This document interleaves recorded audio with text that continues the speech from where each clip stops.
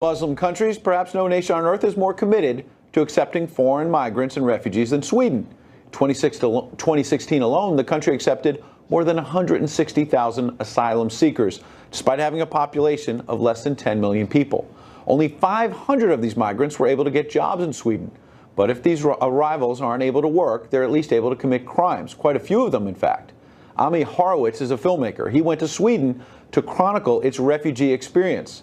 Here's a short clip of what he found. Do you see the violence really spreading across Sweden into the cities? At least 1 or 2 times a week. And let's say 5 years ago, how often would you say it was? No. 3 times a year. Really? The increase in this kind of crime is exponential. I think we caught off guard. We didn't expect it to be so much increase. Tucker spoke with the filmmaker earlier this week. Ami, thanks a lot for coming on. So before you describe what you saw there, give us the overview. What is the justification within Sweden for importing this many migrants from other countries? Why are they doing it?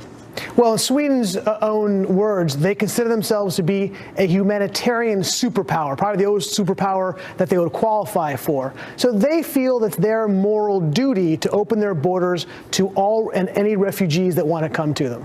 So you've recently spent time there. Tell me if I'm overstating this. I don't think many people in Sweden think this is working well. Is that fair to say? No, it's not fair to say, actually. In fact, most people that you ask about the refugee crisis, they will say, because the reason why I did the whole thing to begin with, taking a step back, was that there was an absolute surge in both gun violence and rape in Sweden once they began this open door policy. So they know that this crime is happening. They can feel it. The statistics are clear. But they would refer to what is the root cause behind it and say, oh, it's just more, it happened to be more violence. It's men who are raping people, not the refugees. They'll make excuses for it. The majority of the population in Sweden still want to have an open door policy. It's confounding.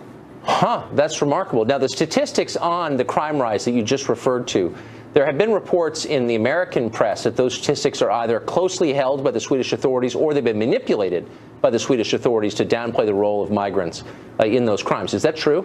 Well, it depends. The crime statistics are the crime statistics, and they're not closely held. They're open to the public, and they do show this incredible surge of violence. What may actually be the problem is that they oftentimes try to cover up some of these crimes. That, for example, there's been a rash of these rapes, these music festivals, and what happens is they cover up as far as they could who the perpetrators were or if actually rapes had actually occurred. Now, obviously, when you have so many people witnessing these rapes, they're difficult to do, and they've come out to the public. But I think that's kind of what they're referring to, that the government has gone out of its way to try to cover up some of these problems. That is grotesque. So to the job numbers, we had in the intro something like 160,000 asylum seekers, only 500 wound up working in Sweden. That leaves a lot of unemployed people. What are they doing and how are they living? Oh, they live great, Tucker. I mean, it's one of the most generous, financial programs that they have in terms of the amount of money they're giving to them, the housing benefits they get, the education benefits they get, the cash benefits they get. So they have these,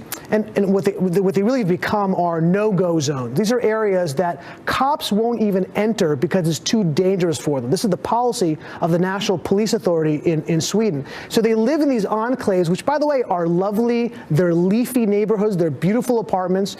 And they are sitting around. You're right. It's difficult to get jobs. There's too many of them. But they have tremendous benefits there, which is why so many of these migrants are going to Sweden to begin with. Now, we know that the masochism of the West really knows no bounds at all. So I believe you when you say that it's not often people say out loud, I'm dissatisfied with this arrangement. I know Swedes, though, who at least in private will say this is a disaster.